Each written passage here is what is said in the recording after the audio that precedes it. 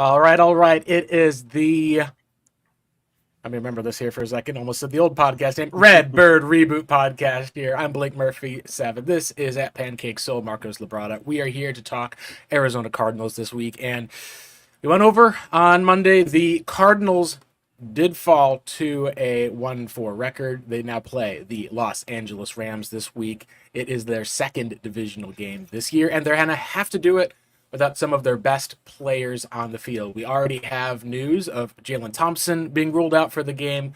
And of course, during the week, James Conner was placed onto IR. He will miss at least 4 games. Marcos, the Cardinals are probably going to have an effective running game to make this offense work. We did see them be able to score some on the Bengals, but it was ultimately in a losing effort.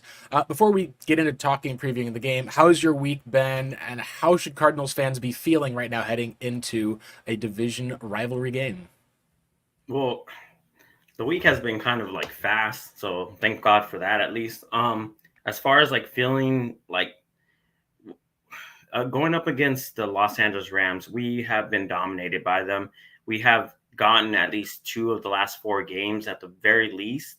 The problem is that like for some reason Sean McVay just seems to like own the Cardinals, even if it's not Cliff Kingsbury as the head coach. He's been doing this since Bruce Arians was the head coach, and he's an ever changing type of like a coach that like changes his scheme offensively to what the NFL is doing defensive wise. So he never uses the same type of offensive scheme and whatnot. And when he has somebody like Matthew Stafford, who we all thought wasn't going to come back, and he looked like his injury was taking more of his ability to be able to target the wide receivers that he had on the field. It just seems like that's been reversed this year. And I mean, we got the showcase of having Cooper Kupp and, of course, the new wide receiver that I can't pronounce his name, and I'm not going to try right now. Puka Nacua. That's the guy. It's like Yeah, there Hakuna you go. Matata, Puka Nacua, same thing. Nacua. There you go. And that 1-2 tandem is becoming like the force for the Los Angeles Rams. And as we saw last week with the Cardinals, where they seem to just not be able to know how to defend another team's like number one option going into this next game, especially with Cooper Kupp being who he is, and he's more of a person who works in the slot. That's going to be very tough for the Cardinals, because you know that the players involved in defending the slot is the apex defender, which can change from safety to corner into linebacker. And I just don't feel good about this matchup if those are the matchups we have. No, it does feel like last week we saw that the Cardinals were unable to stop Jamar Chase. Now, Jonathan Gannon did at least take credit for that in the following days at the press conference, saying that they needed to probably do a bit better job of making sure that the best player didn't go out and beat them. I think we talked already about a lot of it. The loss of Jalen Thompson, it really hurt Arizona in that second half. We got to see how there were defensive mix-ups between Marco Wilson, between guys like even Keitrell Clark, I think at least had a play that he was beaten on. But at the end of the day, a lot of it comes down to not just being able to cover deep, but being able to get pressure on the quarterback. And against a reinvigorated Joe Burrow, who was able to move around again, step up in the pocket, it just Cardinals were overmatched talent wise. I don't think that there's as much Jonathan Gannon could have done outside of, and I think a few years ago I remember the Cardinals I believe played Calvin Johnson and Megatron with Matthew Stafford at the quarterback position. And at one point, they essentially would double him by putting a safety and a corner on him at the line of scrimmage, where he wasn't able to really get any sort of a free release, and there was always going to be 2 players on him at a time. Maybe that's the one thing you could have done, but with how Joe Burrow works, I could see the Bengals being able to adjust with having. It's not like that's the only weapon that they had. It's just the weapon that they used to beat the Cardinals and the Rams. Now you got 2 of those weapons you're going to have to be facing, unfortunately, on a road game this week, which I think a lot of Cardinals fans I've seen have been overwhelmed. But I do think that this Rams team is not nearly as flawed as people said coming into the season. But at the same time, they're not nearly as talented as I think, playoff team. I think they're playoff caliber, but I'm not ready to say that they're a playoff team yet, because we've really not seen them be able to put up dominant stretches of football at all this season. That's we got to see it consistency wise. We've been through that ringer many times before where the Cardinals would have good stretches, and the national media doesn't believe in us, and they say the reason they don't believe in us is because eventually we do fall, and it's unfortunate. So the same thing applies to the Los Angeles Rams, even though they are the 2022 no 2021 NFL champions last year. We thought of that circumstance of like, yeah, that's why when you F them picks, this is what happens. Then you're looking at a team that doesn't have any incoming influx of talent at the higher parts of the round. You could hit later parts in the Right. round, of course, but you can only get so lucky. You can only get so lucky to like depend on second, third, and fourth round picks to like rebuild your team with a team that may possibly lose their best defender and maybe even have their quarterback retire. And so this has kind of been like a renaissance for them, and I 100% will like credit that to Sean McVay. Just he changes up the scheme. He doesn't keep the same type of philosophy going for more than 1 or 2 years and stuff.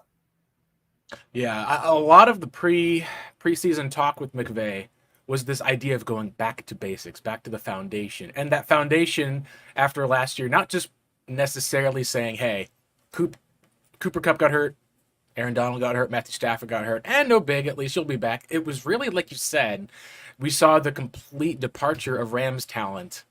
And I think, credit the Rams for getting that Super Bowl. Imagine if they'd lose to the Bengals, how we'd be talking about that team right now, because we'd be saying, man, you traded all your draft picks away. You had to trade away Jalen Ramsey this year.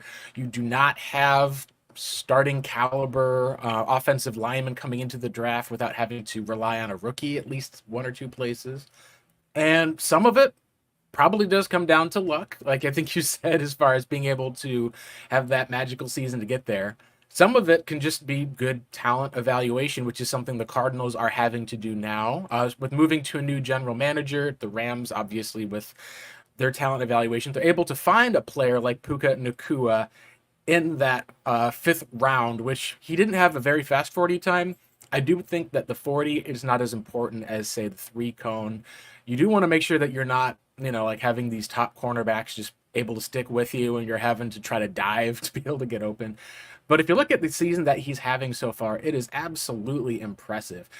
He is currently averaging 114 yards per game. He's got 2 touchdowns on the year, and he has also set multiple records as far as most yards and after 5 weeks, I believe, but also especially most catches through the first 5 weeks of his career. He's got 46 catches, with a big part of why this Rams offense was actually able to keep games relatively close to start the year. Like, you look at how the Cardinals, we played the Niners.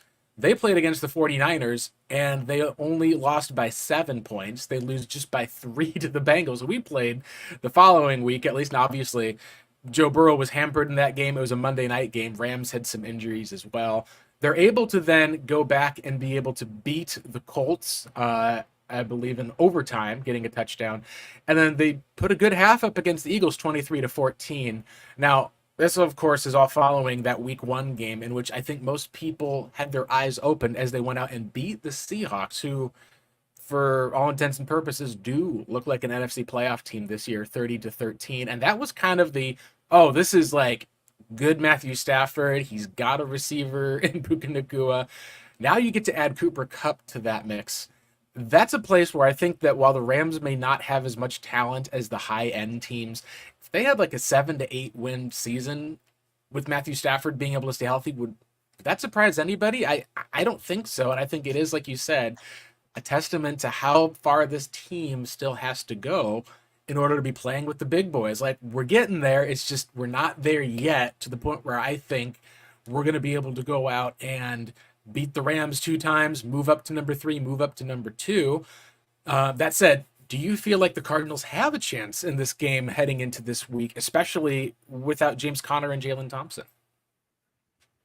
If James Conner and Jalen Thompson were playing, I would say that there is a big chance. Since they're not going to be there, that's going to be issues with our secondary as long as defense is concerned.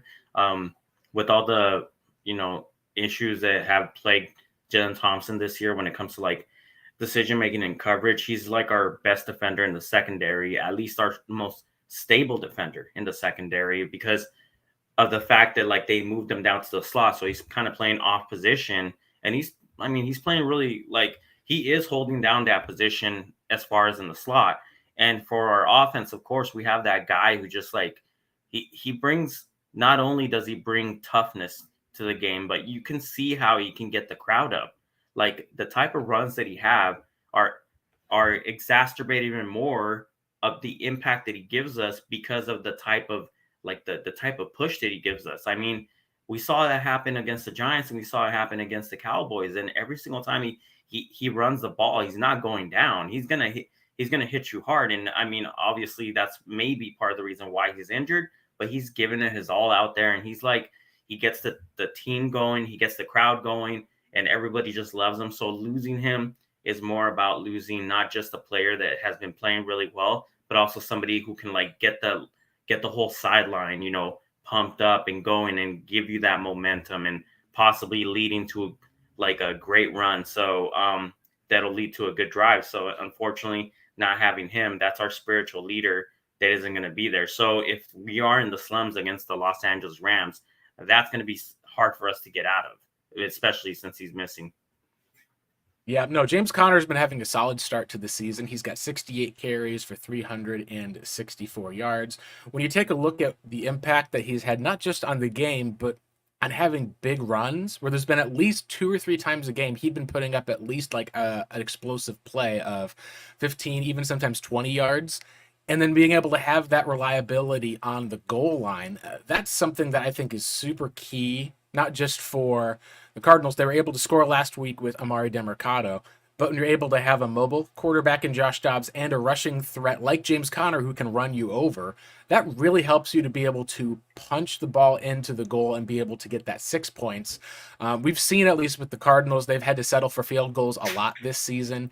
I think that may be a case where you're going to have to settle for more field goals, unfortunately. And you're taking a guy who's getting probably about 70 yards a game off of the field for at least the next 4 weeks. And really, we're going to learn a lot about these running back twos. Keontae Ingram is back at practice healthy. I know Amari DiMercado, he actually was the #1 most added fantasy football player, I believe, after James Conner went on IR. He scored a touchdown the previous week. He's also been very good in pass protection, which is part of why I said when we heard about how he looked early in camp and we heard about how good he was in pass pro specifically, that's where you know he's going to get on the field. Like, you don't block, you don't get the rock is a saying that people have with running backs, as well as with receivers who want to be able to block for that run game. But it's especially true if you're a running back who you have to be the guy sometimes who saves your quarterback from getting decapitated. And he's done a good job at that. I think that what the Cardinals will do in this game will be probably surprising to many. I think if he truly is healthy, we're going to see a running back by committee approach. But I do think we are going to see a bit more Keontae Ingram than maybe the Amari DiMercado people who picked him up and start him would probably like, because he's, at the end of the day, he's a larger back. And part of where I think the Cardinals will want to use some of that is just try to find a way to attack these Rams linebackers with that bruising run game to hopefully set up some of that play action for their guys down at the field. Do you see at least anything splitting out with the Cardinals, the running back, any adjustments you think that they're going to have to make without, like you said, the guy who essentially, if you're talking about an angry runner, a guy who has probably been every penny worth of the contract they paid him so far in James Conner, he's not going to be there, so they're going to have to find that next man up to be able to have a chance against this Rams team. Yeah, and what you mentioned about the whole like paying him and being worth every penny for a running back, that sounds kind of awkward for us to say, but yeah, he really has, and unfortunately his injuries are still plaguing him. So here's I need to really look up the snaps on Keontae Ingram, because Keontae Ingram, so Keontae should be the perfect type of outside zone type of running back because of the fact that he has cutback ability, and it hasn't worked out. And I'm not going to say it was just on him. Mm-hmm. I think what's going on is like, oh, sorry, I'm just going to take it off. Oh, there goes my hair. Anyways, there we go. I was just wondering if like it's causing an issue. Is it fixed up or? Oh, you're good. You're good. Keep on heading through. Yeah.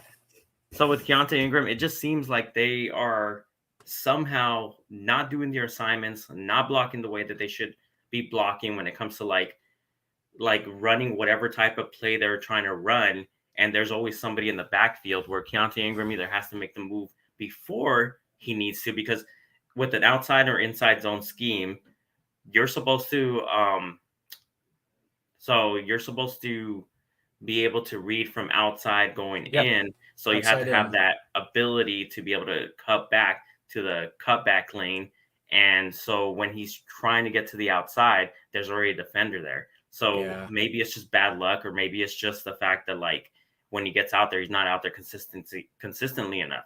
And it's funny because I thought James Conner would be the second back in this type of Mm, system, and Keontae Ingram would be the perfect back. Well, it turns out that James Conner is still James Conner. He did run a yeah. similar type of system with an under center approach with the Pittsburgh Steelers. So even I told myself, yeah, like he looks so natural taking the ball from the quarterback when he's in an I formation and stuff. It just looks just like James Conner. So with Keontae, it's, Hmm. whatever the issues are, if he gets consistent like runs and stuff, it could be a case where he might actually be able to produce for us. And I'm just praying for it because he has the ability.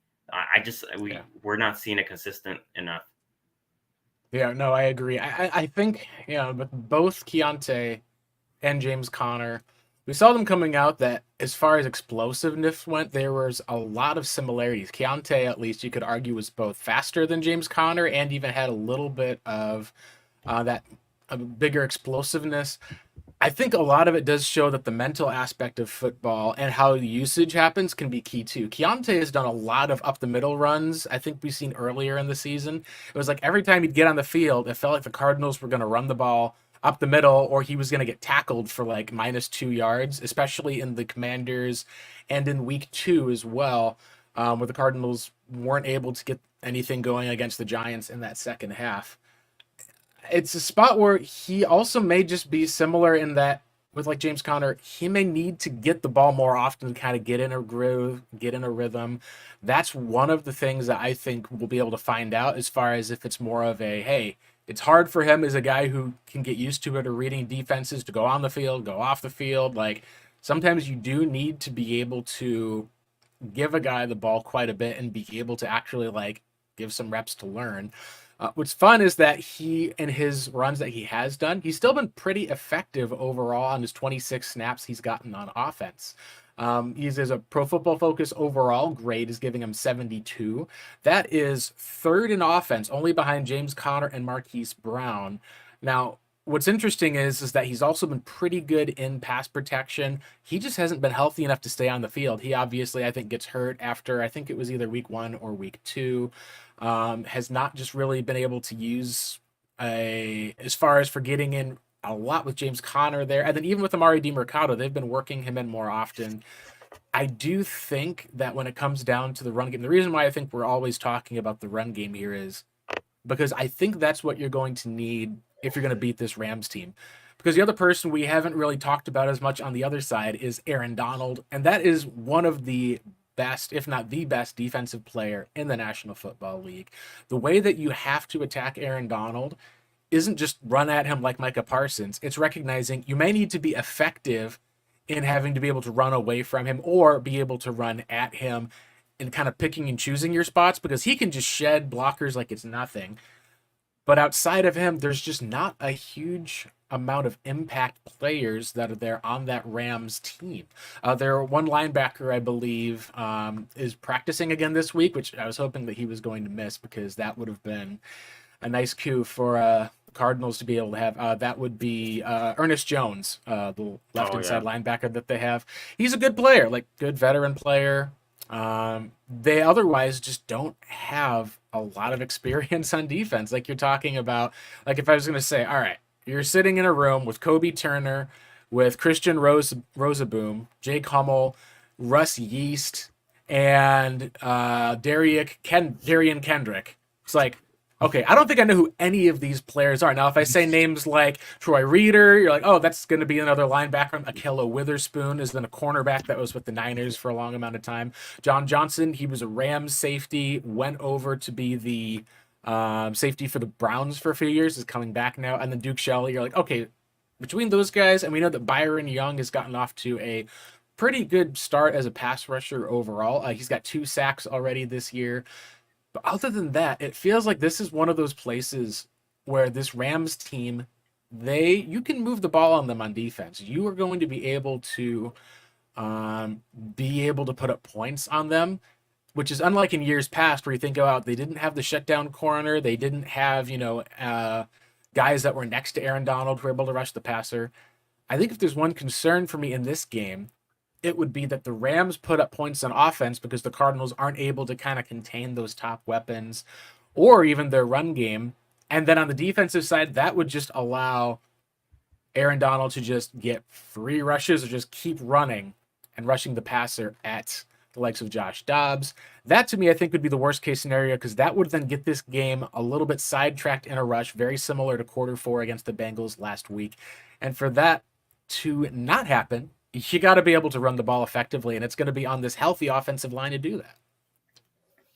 Yeah, speaking about Aaron Donald, I'm not sure if you caught my conversation with Justin Pugh, and I've asked him questions Mm, about who is the who was the hardest matchup he's ever had. Now, I will give Justin Pugh credit because as far as his series against Aaron Donald, he did pretty well in being able to defend him, and I don't believe he gave up 1 sack when defending Aaron Donald.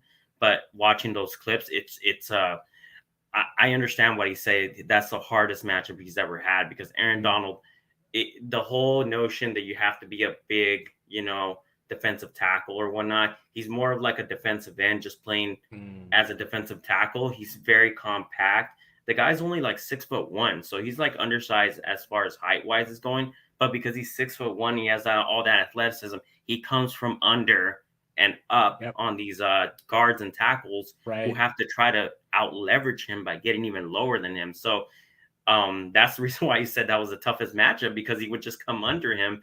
And he brought up he said he brought up an idea to Cliff Kingsbury saying like basically run this play where you're motioning the tight end from one side if he's out away from the side where Aaron Donald's Yep. like at to motion him and right before the snap have him come in between the I would say it's the B gap because that's between the guard and the tackle and chip him so that he can push him to the way out and then the tackle comes and chips help. And I said, did you guys ever run that? I should look it up. And he said, no, I brought it up, but they were like, no, we're not Yeah. doing that.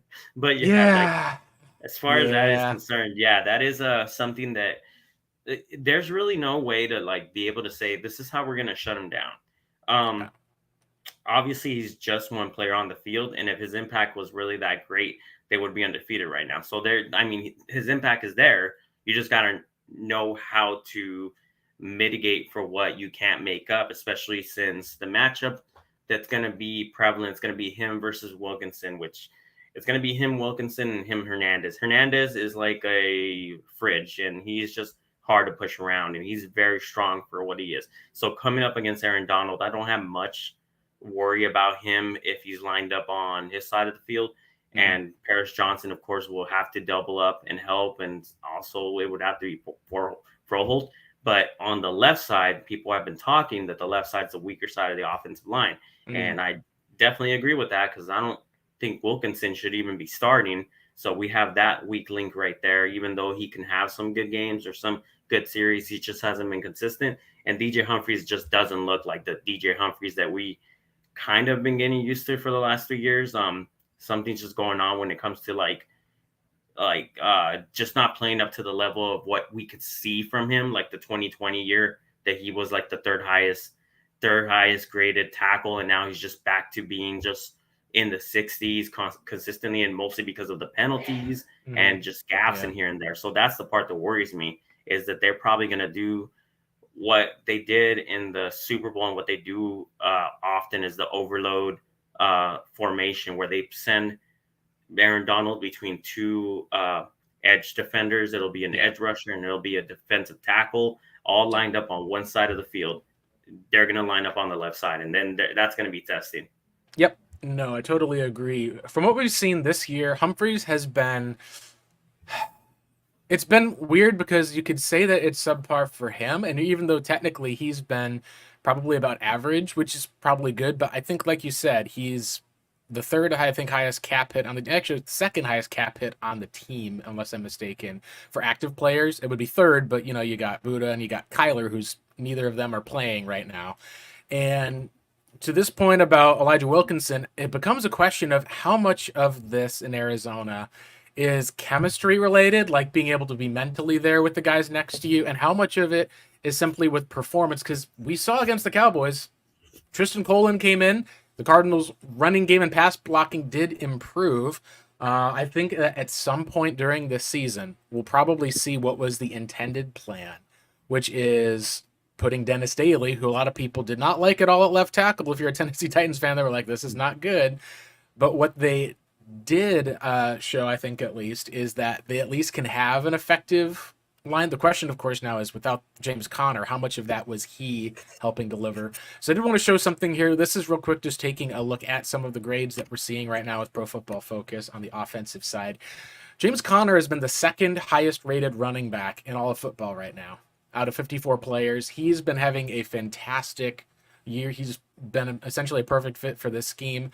The worst player overall, at least that we've had as far as out of their ranking, is Elijah Wilkinson at 73rd of 75. So I think that if he does start this week, it will be a sign that Dennis Daly is still not healthy to go. He did get activated from the PUP list. I think that within either this week, hopefully he can go, because that may be potentially a boost if he's able to have something more to your offense. The other place I think also is Hjalte Froholt. He, I know, has been kind of going from showing some dominance, at least at times, in run blocking to at other times just not being able to hold up as well in pass protection. I think, like you said, those two places will be the ones that will be attacked. And a lot of it is you're going to have to, at some point, be able to look at how Arizona is playing and say that there's some guys on their team, they probably could feature more. Right now with the Rams, you take a look at, and everything is on the Rams.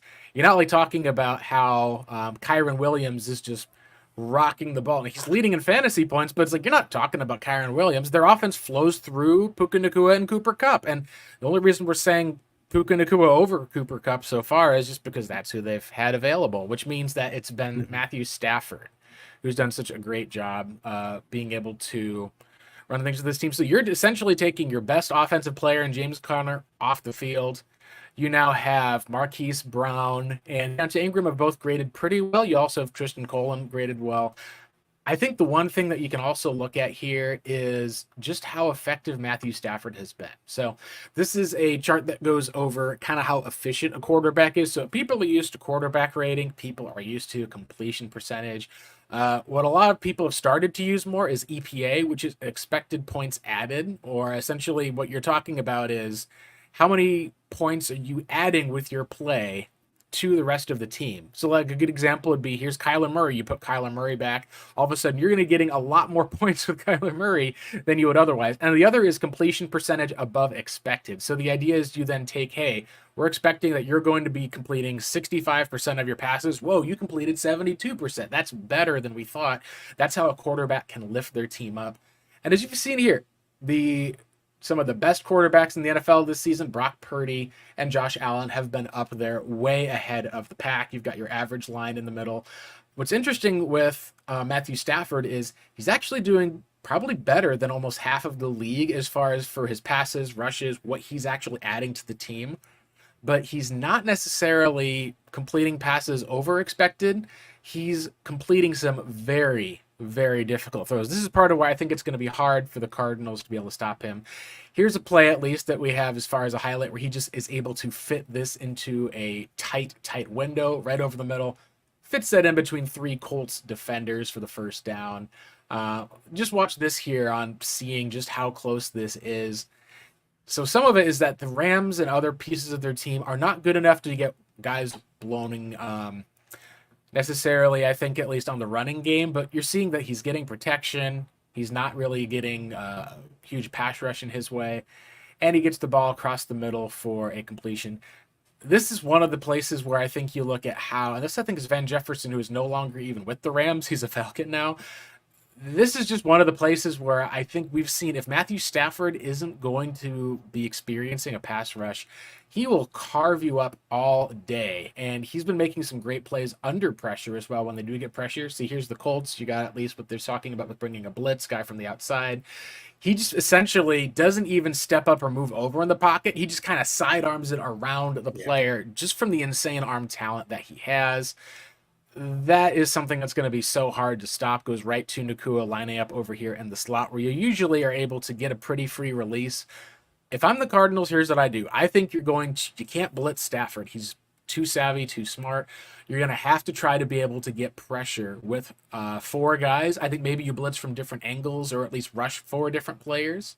Try to see if you can get pressure from an angle that he's not expecting to fool those younger offensive linemen. And then I think you have to play press at the line. I think you try to see if you can get that safety help for Cooper Kupp. I think you try to disrupt Puka so he doesn't get a clean press off of there. And I don't know if they have the ability to do that right now, unless you're going to be able to tell me that Keitrell Clark is going to move into the slot and be able to be physical at the line with Puka. Um, Unless you're going to be able to try to find a way to be able to kind of stop Cooper Kupp from getting that free release. This could be a long day, I think, for the Cardinals defense if they're not able to get a pass rush, because I think Stafford has the ability, especially at home, to just kind of try to pick them apart and try to force them to get pressure. Because if the blitz comes, he's got two guys who can get pretty wide open. And that's something that I think the Cardinals just can't have if they're going to win this game. And that's the conundrum when it comes to blitzing. The fact that you have less defenders in pass coverage. And a lot of these blitzes are being paired with like a pattern matching zone scheme. So at the back end, obviously they attack those voids. And I mean, that's what he's done as a career. That's what Matthew Stafford has Yep. seen practically every type of coverage, every type of look. So it's not going to be something that's going to be a slam dunk when it comes to bringing an extra defender to him, especially since he has the number one and number two weapons. And I do agree with you with Keitrell Clark. If that was the case, if they did move him to be one of the defenders on either side, because Cooper Kupp does line up in the slot, and from what I saw just right there, I mean they move the wide receivers around, but I would assume that Puka Nacua would be lining up in the slot here and there. So to have a good apex to be able to like at least challenge him at the line of scrimmage and be physical. I know that he can't line up in press coverage very often when he comes into the slot, but you're going to have to get these guys hands on these guys. So this is a Yeah. stat that was brought up by Brett Coleman when he covered what was going on with the Bengals in the Cardinals game. And it was difficult for the offense to get going for the Bengals earlier in the season because people were pressing on the line of scrimmage with Jamar Chase. And with the Cardinals, they kept their DBs like 7 or 8 yards off the line of scrimmage, which pretty much just gave him free releases all day to be able Yeah. to get off the line of scrimmage and not get challenged. So that kept happening, and he was questioning and saying like, why did you continue doing that? Like, did you not see what was working before? You have to make Joe Burrow hesitate at the line of scrimmage by keeping somebody up at the line of scrimmage, jamming them, disrupting the route, redirecting the route. That causes quarterbacks to be able to like have to hold the ball longer. And that's my biggest gripe with Vance Joseph was that he wouldn't do that with any of his corners, and they got free releases at the line of scrimmage, which ended up getting chunk yardage, 7, 8 yards, 6 yards. And going into this game, I hope he learned his lesson against Matthew Stafford, who you have to make him second guess himself. You have to make him hold the ball because of the fact that he has that ability to just read and then sling it from whatever position, whatever form, and whatever platform. Like he'll just be flat footed and he'll just throw a ball like across his face and somehow complete that. So knowing that, you got to try to like keep him from just targeting his first read, make him move on to his second read, make him move on to his third read. Hell, make him try to get yardage with his feet if possible, but do not give him easy yardage. Neither of these, like, make these guys work. If you're going to go down, make them work. Fight at the line of scrimmage with your defensive backs. Like, oh, well, you don't have the talent when it comes to like the secondary, but you can equalize that by being physical at the line of scrimmage and making them earn their yardage and fighting through that. Because when you do something like that, it really does show to the offense on their side, hey, we're not going to get any free releases at the line of scrimmage. So then they're going to have to start calling different types of plays to try to get wide receivers open. Mm-hmm. And when you make it more complex for the quarterback, you better your chances at being able to like at least be able to pick him off and make him throw an incompletion. No, I totally agree. We've seen that Stafford has been willing to throw the ball to the other team at times. He did it, especially during that Super Bowl year. I felt like there was 2 or 3 times where he was just trying to kind of throw it up and make a play. And it was one of the reasons why I think a lot of fans were the most part were thinking that that Rams team is going to be beatable heading into that playoff game, I think in 2021. Um, really, it is a spot of the Cardinals have essentially done a good job, I think, of coaching thus far on the offensive side of getting the ball to their stars, being able to design stuff for Hollywood. He didn't get as much in the second half as I think that I would have liked, and they really just did not go to Michael Wilson. They didn't have a lot of opportunities to, though, because of just how the Bengals were able to force turnovers and kind of put up a huge score. It just kind of changed the way the game script had been. You're going to at some point have to be able to figure out a way, if you're Jonathan Gannon and this Cardinals team, to adjust to the point where even if you don't trust the safeties that you have to be able to cover, you still sometimes have to, just like you said, you got to line up sometimes and take the loss if you do it. Say, hey, we're going to go and play press man. We got to have our safeties at least kind of be in a spot where we don't have to worry as much about um, being able to have them run the ball on us. And if we do give up a big play, which they did at least against Jamar Chase due to that mix up, then you sometimes have to say, hey, at least we're not going to be giving this guy any sort of cushion where we can just kind of throw these intermediate routes where he's just going to kind of take little small chunk yards down the field. Because that's, I think, one of the biggest things with this Vic Fangio style of defense that Arizona is doing is that it works very well. Ultimately, it was designed to stop the Rams by being able to have guys you're able to be up front to stop that outside zone type of running game, stops the inside zone, and is able to get pressure on the quarterback. And then all of those big, deep play action plays that you have the safeties in good places to be able to either pick it off or be able to stop it. It's that typical, rush 4, keep a fifth guy there to cover, and then dropping 7. And one of the downsides is you end up giving up intermediate yards all day if you're going to do that to the best quarterbacks who will pick you apart in those spots and on underneath. That's something where Jared Goff, when they were able to not just have his first read be wide open, that's where he struggled a lot of times. And he ended up developing eventually in a spot where he was able to not have as much pressure in Detroit, not being able to worry as much with a strong run game.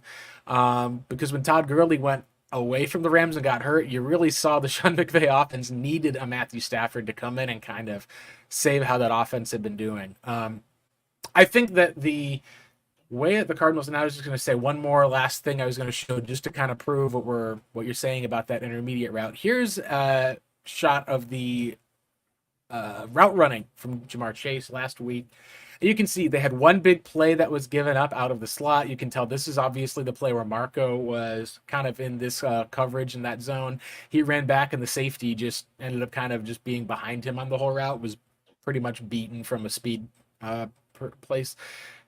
He just ran all of these are between 10 to 20 yards, between 10 to 20 yards, between 10 to 20 yards. Like they just worked the intermediate part of the field with Arizona giving them a huge cushion.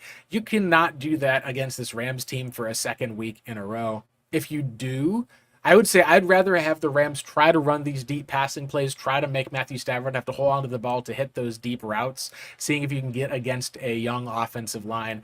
I would much rather have that be the case.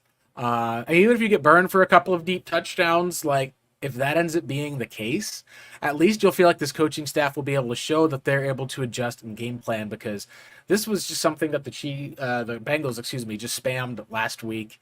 And when you're talking about how Puka Nacua and Cooper Kupp like to run their routes, it's going to be the same thing. All intermediate, all underneath, all maybe within 5-6 yards of the line of scrimmage. It's going to be the spot if you kind of drop people back to play those deeper routes. And that's something that Cooper Kupp has made a living off of in the NFL, is getting open and getting separation. So from a defensive standpoint, I feel like that the Cardinals, if they come out with a good, solid game plan that's able to use Jonathan Ledbetter, who I believe is questionable if he's able to come back this week up front, if they're able to find a way to be able to not have to have the Rams run all over them, then you'll want to see what adjustments do they make? Do they see a bounce back game from Marco Wilson? Do we see Keitrell Clark maybe move and cover the slot a bit more, be physical at the line?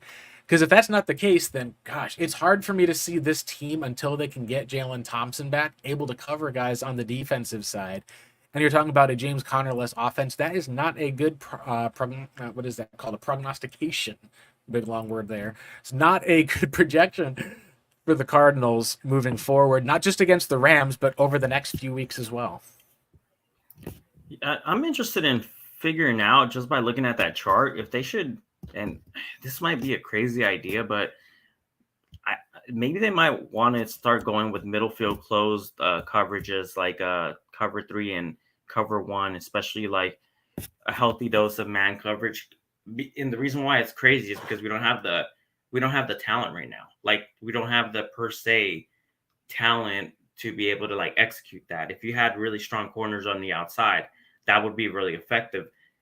Because if they did something like cover 1 hole or cover 1 cross, which is what takes away those crossing routes and whatnot, like especially because Sean McVay has implemented a lot of flood concepts. They attack those 3 parts of the field just to one side. So maybe that might be a direction where they might want to go to have more bodies in the box. Because if these 2 slot receivers are running more towards the middle, getting more coverage bodies over the middle may be the way to go. And also having that extra person in the box might help with the run.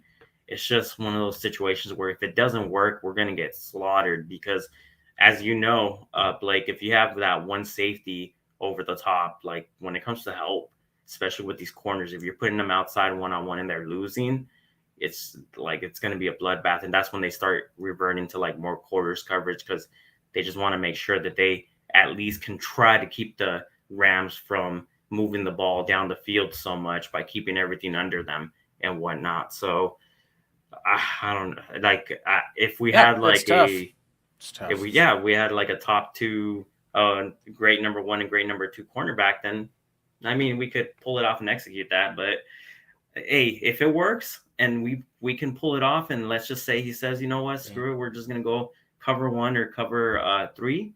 Mm-hmm. All right, let's just pray that can work out. Yep. No, I think that's probably the adjustment I would make. The other thing that's fun about this is you can always break down based off of these are some of the next gen stats that look at the charts. All the receivers have a chip that's there in their pads they can be running. You can see how Nacua and Kupp last week were basically used in not just similar ways, but Kupp was used on a few of the longer routes, and then most notably here on the slant. So middle of the field close, like you said, that's the adjustment I think you want to see. Take that away from Cooper Kupp because they moved Puca into more of these type of longer across the side of the field. And to me, a lot of these routes also, when you watch the tape, Rams have been effective enough in running the ball with Kyren Williams, but he's mostly running it up the middle. You can see here, they're getting a lot of kind of the spots, at least up the middle, to try to be able to have an effective enough run game. Then you're able to get not just a play action that's able to hit across the top of the field, but you're able to at least get protection with linebackers having to kind of be sold as far as on some of that, watching the run, all your safeties. They've done such a good job this year of not just having it be one side. Like you can even see here, they're able to have Cooper Kupp on the slant. Kupp's able to get a few long routes, and then you can see how they're able to at least get a few deeper routes for Puca over there. I think that like you said, middle of the field close, you know if the Rams are going to be running it up the middle. And from what I've seen and looked at, there is not a lot of big plays that we're seeing off of Kyren Williams getting around the edge. Like once or twice maybe, but you can at least see over the last couple of weeks, whenever they try to kind of run him around the edge, you try to run it, it's just not been as effective. They've been able to get touchdowns in the red zone with him, but a lot of that's been, it's like, oh, hey, look, it's, 3rd and 3 at the, 6-yard line, and they complete the pass at the Puca at the 2, and then they run the ball in with Kyren. It's part of why the fantasy stats are great, but as far as the actual production, it's definitely a feeling that the Rams passing game is so good that that's where a lot of this is being generated from. And I got to say, like, if I'm the Rams, what I'm going to do is I'm going to come around and try to see if I can attack Marco Wilson anytime that he gets lined up in one-on-one coverage. I think that you also may take your chances with a physical guy in Keytrail. If he tries to be physical at the line, maybe you get a pass interference flag. He's a rookie. This is a spot where I think if you're going to beat this Rams team, excuse me, not the other Los Angeles team, it feels to me like this is one of those games where you just may not have enough players and pieces left on the board to make this more of an even chess match. That's one of the things I think that what we're going to take away from this game is maybe less about what the Cardinals would do in winning this game, because I think they can win it. I think that what they'd have to do to win it is you get a star performance from one player on your team that the Rams are just not able to stop on the defensive side while you're able to run the ball decently. Maybe that star ends up being someone like a Keontae or Amari DeMercado breakout game. You have to be able to, like you said, middle of the field closed, make Stafford hang on to the ball enough to the point where even if he's having to make some crazy throws and making good plays this year, try to see if you can force that turnover. He did have an interception in week 4. That was one of the reasons why the Colts were able to take the game to overtime. And then at the end of the day, you're going to have to be able to just find a way, I think, to be able to get Michael Wilson and Hollywood Brown involved in that passing game. I would feed those two players. They've been feeding James Conner. Now it's time for you to recognize, hey, when we fed the rookie Michael Wilson and were able to take advantage of him against the Niners, he was able to go off. They didn't do that last week. That's the adjustment that I think will keep Arizona close. But I still don't have them winning this game right now. If they do, I think they would have to play maybe a perfect game against this Rams team. And without Jalen Thompson and James Conner, can it be done? Sure, anything. It's in any given Sunday league, but it's going to be so much harder to do so than it would have been if you had those stars and even a Buda Baker playing this week. I think if the Cardinals had those three guys, I'd probably pick them in this game just because I think you could overwhelm a younger defense. You'd have some physical guys. And you'd have some safety help to prevent some of those big plays. Without them, it's just really hard for me to see the Cardinals walking away with a dub. Yeah, I mean, it's not just that we miss our like number one safety; we're missing our number two safety as well. So those are big. And as far as offense is concerned, I agree with you. Like Michael Wilson needs to get involved. Hollywood Brown needs to. They both need to be involved. And Keontae Ingram, for whatever is going on with the blocking schemes and whatnot, they need to get him going because he can hit that cutback lane, and that's what makes outside zone like so good when it comes to like being able to defend outside zone. When you have a running back that can read every single gap and can hit every single gap because he can just cut back to that lane if it opens on the backside, and usually they'll spring for like 10 to 12 yard like gains and whatnot. Mm-hmm. So that needs to happen in order for us to find success. And on the defensive side, it kind of laments me to say this, but it really is going to come down to our linebackers, because if we were to implement something like cover 1 or cover 3 and have that extra man in the box, our linebackers just can't get beat. They just can't be getting beat by these guards and tackles coming to the second level, trying to pick them off, and running backs getting like 5 to 6 yards, because then it will not work out. And especially if you have a tight end or a some sort of like a slot receiver coming over the middle, and your tasks with being able to cover that's going to be hard to be able to muscle, because most of the time Matthew Stafford does target that over the middle, which is why I thought that to myself. And in cover 3 and cover 1, you're leaving your corners on islands outside, so they're going to be really dependent. So you're trying to make him go to the outside more than attacking the inside in that type of coverage. If your corners are out there on islands and your linebackers aren't doing their job over the middle, or even your corner, your slot isn't doing his job, then it's gonna be a bloodbath. So like, I'm not sure if this is possible, but I said this last time, they probably should consider moving Zaven back to inside linebacker. Meanwhile, we get that stability at the other linebacker position, because he's a better coverage linebacker than I would assume anybody else out there that's not named Kaiser White. And Kaiser White has had his up and down games, but I trust him. And Ojulari has been very effective when they have used them at the edge. So it's probably time to start giving him more snaps. Him and Cam Thomas. Cam Thomas has been solid, but we need to see what Ojulari has. Yeah, and I think at least I would probably say if there's anything as far as with if Zaven's going to move or seeing about that second linebacker, I have to check to see at least who was still hurt for this week. But This is a week where I actually like Zaven on the edge because you face Tyler Higbee, a guy who has not really shown up as much this year as I think he has in years past. We thought he was going to have a huge year at first because he was like the only known player. And then it's like, yeah, they got that in a fifth round, rookie. Like, what are they going to do? He still ends up being at about 200 yards for this season. He's averaging about 10 yards or so per catch and or at least per reception. So that's about enough for a first down. So he's not been involved nearly as much. They've just been kind of force feeding Puka and Kupp, but I think that's a perfect spot as far as he's been a guy who can block. He's not like an elite blocker, but he's a guy that will get there and block. He's an important part of the Rams' run game. I think that you do want to keep Zaven on him because for me, I'm wanting to see if I can get Dennis Gardeck on the other side to kind of get that pass rush on him. Like you said, get BJ Ojolari in there. And then knowing that Zaven can cover, if that tight end ends up being someone who, you start kind of playing press at the line, keep your safeties there, and the tight end is the guy who gets that one-on-one. I think that a combination of Zaven and Kaiser White is probably the best way to be able to play against them. But like you said, they're kind of at a spot of just there's been enough injuries that it feels like that they are almost not running out of bodies, but a lot of their key players, unfortunately, are just injured right now. Um, the other thing I think that we can say with everything that's happening this year is, and one thing that we haven't really talked as much about, I think, is the special teams players that the Cardinals have. I think that you want to try to see if you can find a way to make a play on special teams. Like you always want to say that, obviously. I don't know if they're going to be able to have that. The Cardinals, as far as the last injury report, tons of questionable players. Don't know about Jonathan Ledbetter, Jesse Luketa. Now, Myjai Sanders is coming back. I do think that if we don't see him play on Sunday, I think we'll see him next week. The biggest one for me, I think, is when you look at Josh Woods. They're going to be able to have, I think their number 2 linebacker who'd been out previous weeks is going to be back, which is good. Josh Woods is questionable, but he did practice 2 days in a row.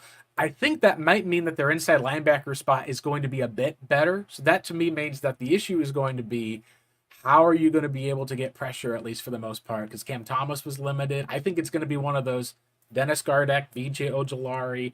Know that you're going to be not Zaven may not actually have a lot of stats because he may not get that one-on-one rushes, but you're just going to be looking for ways, I think, to try to be able to limit Stafford because, like we've said, if you try to blitz him, we've seen in the past that's been a really big issue. And with guys like Cooper Kupp, who, like we saw the last week, hey, what happens when they blitz Stafford? Slant route, boom, first down, slant route. All right, we can't do that this week for the Cardinals.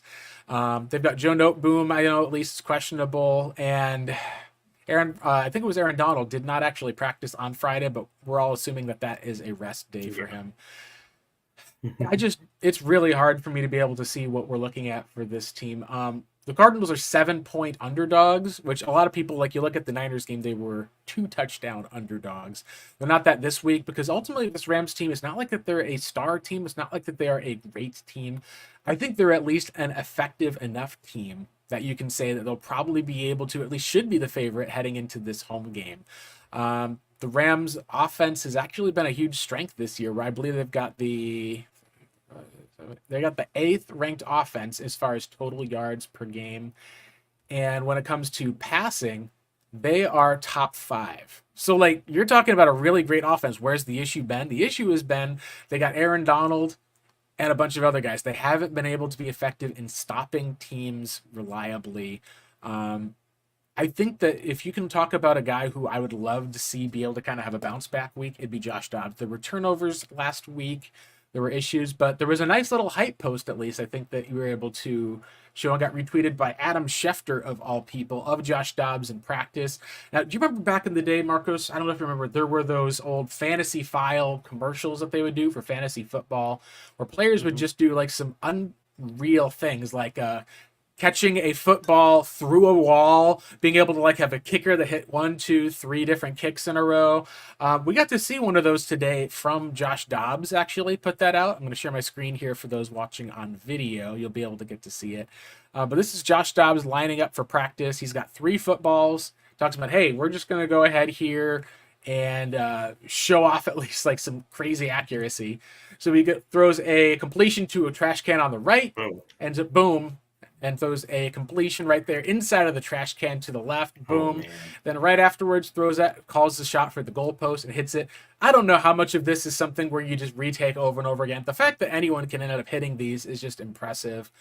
We were able to see, I think, when Kyler Murray came in and they did the trash can competition after that 2018 season, where it was like we are like, wow, Patrick Peterson actually is completing a lot more of those passes. Like maybe he should be a QB in 2018. It's fun to be able to see that this is something that NFL players can do. The fact that it got a retweet from Schefter, we're kind of seeing the Josh Dobbs story be a successful one so far this year. Last week ultimately was the first week in which you felt like the Cardinals defensive staff had issues, and the last week that he probably didn't play as well. I know that the fourth quarter in some games previously were issues. For him, it was the third quarter last week that we saw some problems. If he can be able to have a game against a young Rams defense where all of a sudden you're saying, hey, Dobbs is getting the ball to Hollywood, they're getting Michael Wilson involved, they're taking advantage of this young secondary that's pretty inexperienced outside of, I think, Duke Shelley, then that's something that I think that Cardinals fans will want to take away from, where you said, hey, even if you did lose, do you have some building blocks moving forward? Yes. Do we get a bounce back game from Dobbs? Yes. I think the worst case scenario would be this is an Aaron Donald game where essentially you just have like this 3 turnover game. Dobbs is sacked 4 times. Cardinals just get blown out on the road.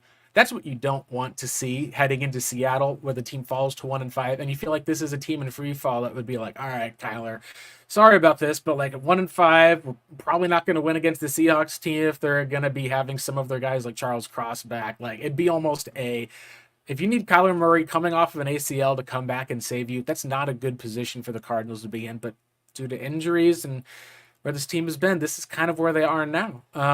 I think the last thing we want to talk about is let's do the score prediction and then just kind of looking for where the Cardinals are compared to the rest of the league. What do you have for the score? Do you have the Cardinals winning or losing this game against the Rams? Unfortunately, I have them losing. I wish I could say I have them winning, but it's just we got to kind of face reality here.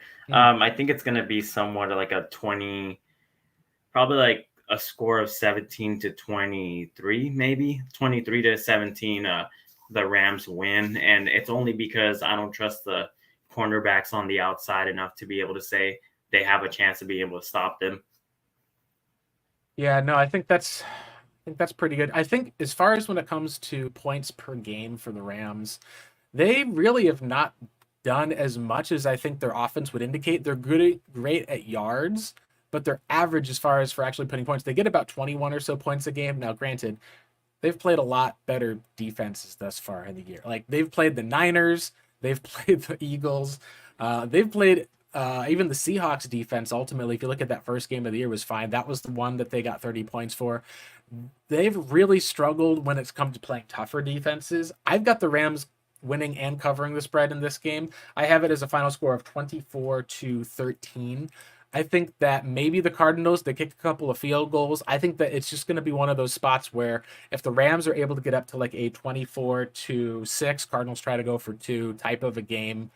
Then the Cardinals, I think, can score on the back end. But like you said, I think I've got the Rams winning and the Cardinals falling to 1-5. And with that at 1-5, what is kind of the outlook for this team? Because at 1-5, you're talking about a Cardinals team that is up there with some of the worst teams in the league. You'd be looking at with Kyler Murray coming back probably sometime within the next 3 to 4 weeks. The schedule from there has some easier games. There also is some tougher games for the most part. What should we project for the Cardinals moving forward? Because, gosh, at that point, it doesn't feel like they're on their way to a 3-13 season. Maybe you can bounce back with Kyler. But I think coming into this year, we said if you can get 6-7 wins, you're calling it a successful season.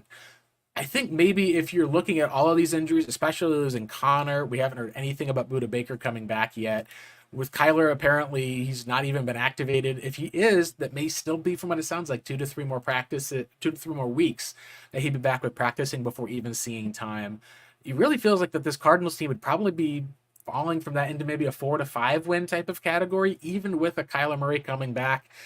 That feels like that's where the team is at right now, unfortunately. And we'd probably need to see, without James Conner, someone else have to step up in a surprise way to get the Cardinals back into a more respectable season than what they're going through. Because right now it just feels like you're kind of on this downward slope because you lose to the Bengals. Marco Wilson ain't talking to the media. You lose Buddha already. You lose James Conner. Jalen Thompson is out for this week. You're like, at some point, it just feels like, you'd love to see the offensive line get in there and run the ball efficiently to win them a game. But at this spot right now, like you said, it just kind of feels like there's not going to be any relief maybe for the next few weeks until Kyler comes back. Well, the outlook has to be, especially more so on the offensive side, and because that's what we're gonna have to like start evaluating when Kyler Murray comes back. Because when he comes back, we want to see if one he can pick up the playbook, he can pick up the plays, he can read the defenses in this type of scheme, and if he can be successful moving forward executing this type of scheme, and how comfortable he's going to be having more snaps from under center.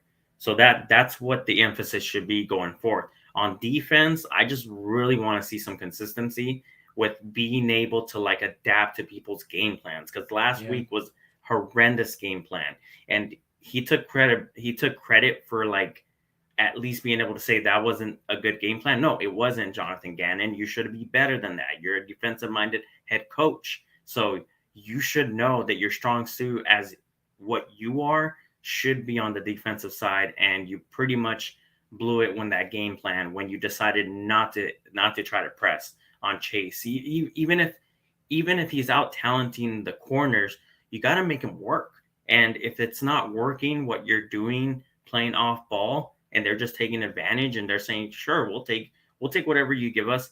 If that keeps happening, then like you're not adjusting to it. So as for the defensive side, at least have some adjustments. I get the talent. The talent's not there. You guys just have to hang on for dear life. And if you guys do a good job, then that's something positive going forth towards the rest of the season until we start getting some help either through free agency or the draft. For the offense, I just want to see the main emphasis is just basically if this offense can keep executing their game plan and moving the ball like the way that they are meant to do it, which is mostly a grounded type of game. And if they can be successful going forth, then that will further give us better evaluation when Kyler Murray comes back. Like, okay, this yeah, offense has shown that they can move the ball. So now you plug in Kyler Murray and let's see how that changes, or what changes they look at and how effective it's going to be. for sure, for sure. All right, let's do one more thing as we wrap up. We haven't talked as much about with anything draft related. We've been going game by game. Cardinals at this point are 1-4. Like as we said, last week was kind of the season on the line as far as for making the playoffs type of game. It really feels like now with going into this, if they're able to win the next two games, then hey, credit to them. We won't have to talk about that for a little while. We'll just be watching the Texans. But just wanted to kind of show where the Cardinals are, then trying to take a look at least at next week. So what we have, at least as far as the draft order currently, the Chicago Bears have two top three picks as it stands right now.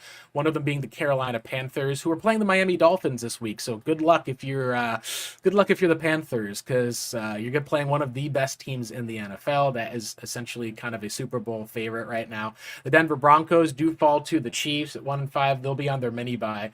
The two teams in front of the Cardinals, Chicago and Minnesota, play each other. And the New England Patriots, of course, are that last team. Their offense has looked atrocious this year. They could probably use a bit of help. Sounds like the Panthers and Broncos are the two biggest sellers so far this season. The one thing I think that's interesting is if you look at the schedule, one of these teams, let's say, like, for example, let's say the Cardinals lose, they could win, and then we're talking about maybe popping into the back half of the top 10. If the Cardinals do lose, I don't think they move into the top five. I don't think that Carolina will win their game that they have this week. You look also at the Broncos already lost. Chicago and Minnesota playing. I think one of those two teams will beat the other. No Justin Jefferson for Minnesota. This is probably the game where there's a bad Vikings defense, a bad Chicago defense, and then a Justin Jefferson last Minnesota against what Justin Fields has been doing some impressive stats the last few weeks. It's just been against bad teams. I have the Bears winning because I think that Minnesota is also a bad team. Some people have said they're unlucky. I just think that we're going to get to that spot where If there really is a coaching difference, Minnesota wins this game because it's that bad, then you're probably looking at Chicago being locked into a top 3 to 4 pick this season. I have Chicago winning. I think that they will move out of the top 7 behind Arizona. But the Giants play the Bills this week, and the New England Patriots, at least on their schedule, their offense has looked really bad, and they play the Raiders tomorrow at 1:05 p.m. The Raiders are a team that is in the top 10. If the New England Patriots beat those Raiders, then we're probably talking about Bill's able to get enough wins to probably keep his job. It's just they're going to be needing a lot of help from picking those players on offense because right now Mac Jones has kind of looked like the average player that I think a lot of people projected that he would be coming out. He's turned it over quite a bit, hasn't played well. And Houston is also playing a team, I believe. This is the one that we also watch, at least as far as Cardinals fans. The Texans, their upcoming game is going to be against the Saints at 3-2. I think that that's a winnable game for them, but you got Alvin Kamara back, Derek Carr. Their defense has been really good. That's going to be my most intriguing game as far as for watching on Sunday for each of those. So put that all together. Cardinals would be probably having the 6th pick if New England loses to the Raiders. They wouldn't move up into the top 5. That's what I picked. If it's not, then you're talking about at least a draft scenario where the Cardinals would have still 2 top 10 picks. So here's how the draft order is shaken out right now. You've got obviously people are putting Caleb Williams at 1. I still think there's a chance Drake May could end up there, but people are probably going to take the guy who's got the highest upside of all the quarterbacks. They're taking a tackle at 2, Marvin Harrison Jr. at 3. I've seen those flip. Do you think that there's a chance that the Cardinals could get Marvin Harrison somewhere after the top 2 or 3 picks? Because I think you'd have to get kind of lucky for that to be the case, which if you're a Cardinals fan and you said you could add Marvin Harrison Jr. in a terrible season, that's probably my best case scenario for the Cards. Just doesn't seem like it's going to be with this Texans pick and the Cardinals winning, which is like I have hoped. What are some either positions that you think are looking at or some players that you think if the Cardinals fans are looking to turn this thing around, they could start with in 2024? I think, honestly, I think we should just move up to try to get Marvin Harrison Jr. He's definitely worth that. But if they want to stick and pick, then they, I don't know. I keep hearing something about Brock Bowers. I'm not 100% familiar with him.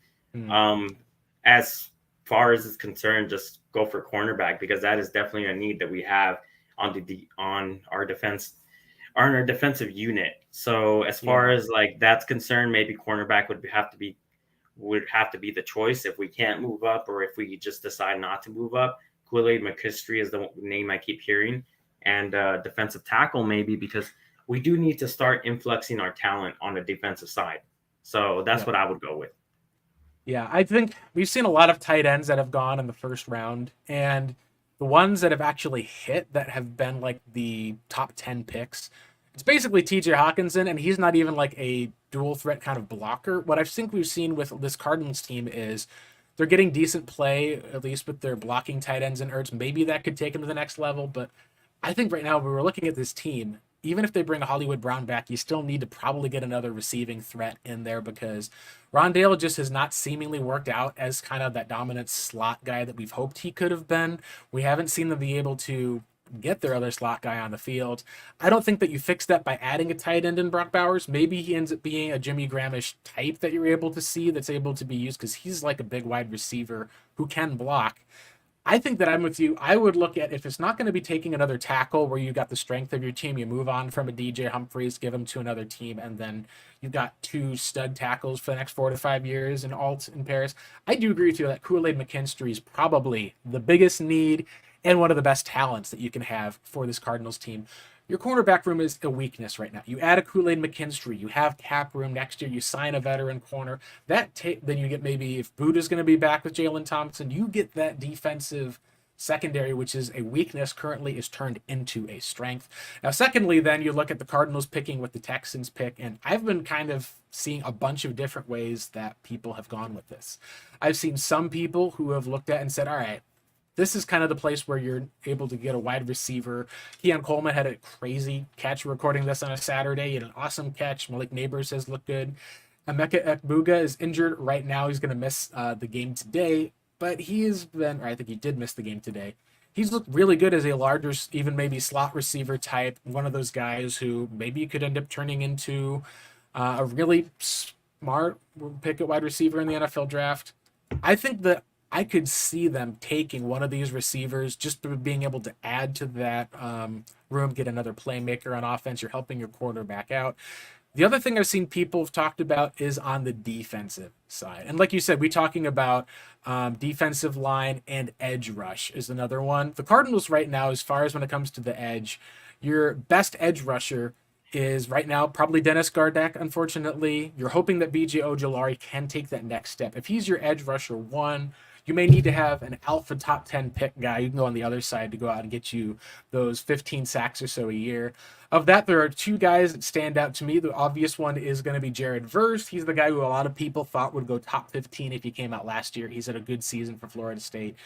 You got Dallas Turner, at least, is another guy with Alabama. He's not necessarily as good as Will Anderson, but he's at least effective. He's now getting that full-time rushing role. The other guy in Chop Robinson for Penn State, athletic freak, and Laitu Latu, that was fun to say. He's a guy he's shown a good spot in edge rush. There's enough edge rushers this year that the Cardinals will probably have on with that second pick. But here's the one that I'm going to go with that's a little different. Jerzan Newton for Illinois. Illinois has been incredible on defense this year to watch when you consider how they've been normally. He's a defensive lineman who's able to get pass rushing skills as well as being able to stuff the run. That's one of those impact players that we really don't see a lot of in the NFL. But when you do, boy, are those teams' defenses fun. You're talking about Aaron Donald on the Rams. You're talking about the Eagles with their defensive linemen. You're talking about like how Chris Jones. Those are all elite players. If you think that Jerzan Newton can be that elite player, it feels like that you would probably want to take that guy, knowing that we've gotten a bunch of guys who can rush the passer, at least on the outside. Maybe not that alpha, but I think the defensive line, that's the other big need, I think, for Arizona. So I would have them going back to back with defensive picks here in this mock draft for the first round. What are your thoughts, at least overall, on would you take one of those defensive linemen that high, or would you make a different type of move instead? I would definitely take one of the defensive linemen that high, especially because of the fact that we don't have that much talent, like at least like first round talent coming from our defensive line group and stuff. And I mean, in today's NFL, if you have somebody that can like not only be able to have pass rushing skills, but stuff to run and be able to steal gaps or like take on double teams because of how like dominant you are, then that really helps out with your linebackers in the second level and stuff. So for me, that elusive defensive tackle, which hasn't really been prioritized, needs to be a priority as well because we did address, and I mean, I've already lamented how I didn't think they should have addressed the offensive line last year, but they did. And at the very least, you have a first rounder in the offensive line. Now it's time to send love to the defensive line because if you have a defensive minded head coach, you do have to give him players as well to be able to execute what his game plan is because you're not going to make him that effective if you just keep giving him like players that are either trade-ins or people from other teams that didn't work out or just like players that you're just plugging in just to be like, look, man, we need somebody there to be able to hold the line for this or that, whatever, and it's stuff. And you're like thinking when you go into every game, is he going to be impactful or not? Well, we don't know if he's going to be impactful because these people come from other systems and they don't stay with their team for a reason. Is because we're trying to see what we can get out of them. They'll have one or two good plays, but they're not the down by down, defensive tackles. And so that if you're able to address corner and defensive tackle, I think that's a win for the Cardinals in the first round. I would still try to go for wide receiver with Marvin Harrison Jr. because if you go big on that, then you get yourself set up at least for the future. Yeah. But if it's not attainable and you stick and pick with your two high picks, back-to-back defensive picks is how it should be for next year.